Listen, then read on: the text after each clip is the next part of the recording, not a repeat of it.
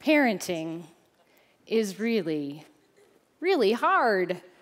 This may come as no surprise to some of you, but it's still something I wish I had heard a lot more often when my children were very young.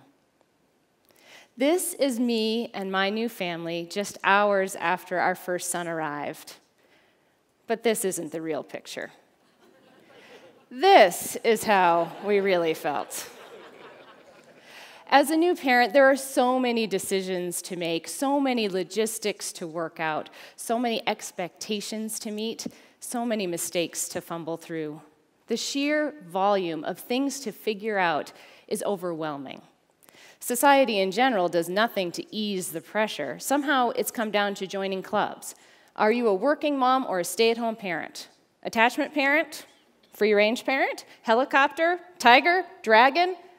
The judgment can feel immense. All it took was for some offhand comment about when a baby should be able to sleep through the night on its own to turn me into a blubbering heap on the floor. Not that parenting isn't an amazing experience.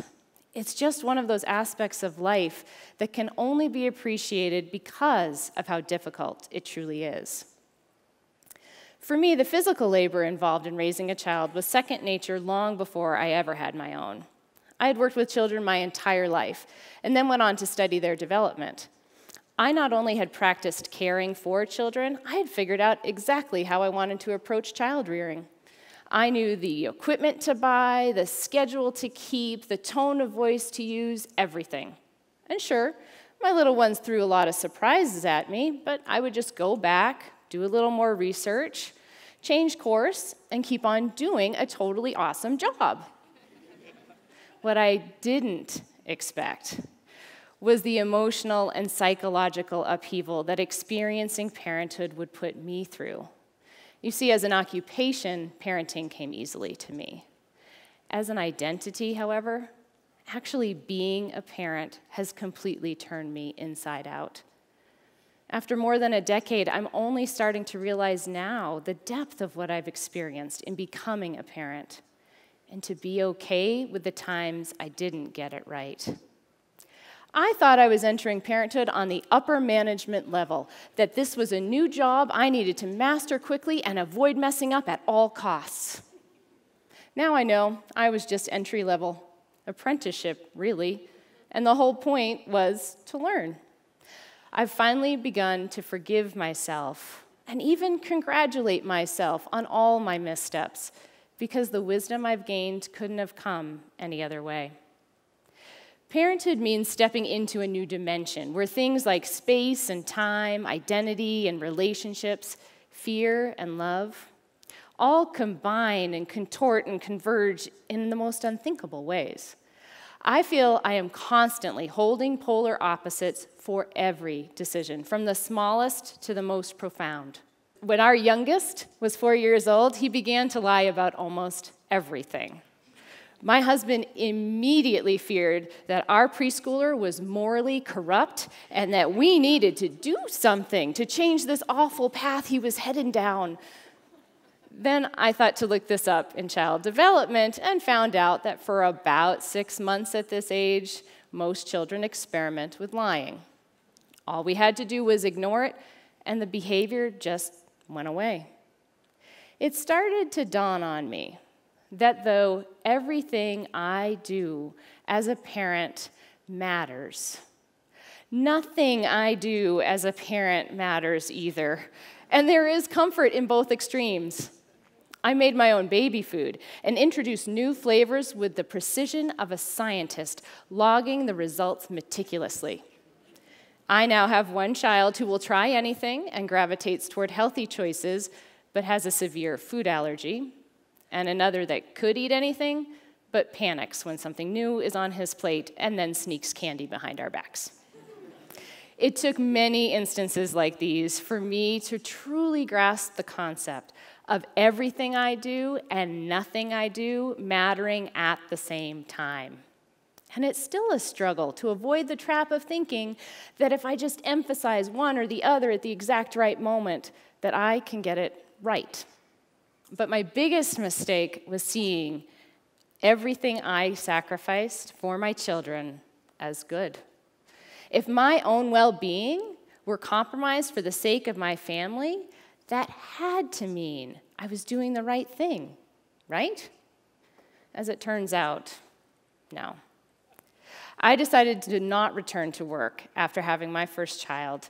In my own fear-love vortex, I loved my baby too much to allow anyone else to care for him. However, I was also really scared of not being productive outside the home.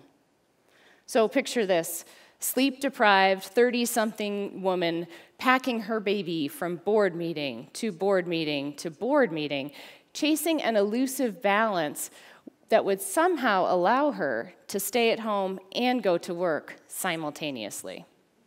I was cramming everything into the little crevices of time where I wouldn't inconvenience anyone except myself. And myself could only take that for so long. Contrary to the advice of many well-intentioned people, I did not need a break. A massage or a night out with the girls was not going to solve this dilemma. I wanted to get it right so badly that I was ignoring my own inner voice. And not only did I suffer, but I hurt the ones I loved the most as I burned out and slowly became detached from my own life. Somehow, I thought that leaving my own happiness out of the mix meant that everyone else could be better cared for.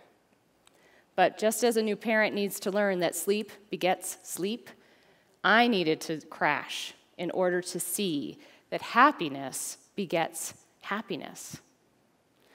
So now, after living through that and learning from it, I am standing at the edge of a real breakthrough. I am bringing my whole self into both my parenting and the greater world. And I have elevated the concept of good enough from an unfortunate but necessary compromise to a goal to strive for. Now, when I have a project to tackle, I go to my family and see how all of us can shift a little to make room for that. When I see that something at home needs extra attention, I ask the outside world to be patient. And if that is not an option, then I just trust that when I am ready, I can find something new to do with my skills and talents. I am making room for what's important to me. And my kids are seeing someone they would have never gotten to know otherwise. I just looked at my husband and he was smiling, and it made me feel so good. So I'm going to start again. I am making room for what's important to me, and my kids are seeing someone they would have never gotten to know otherwise.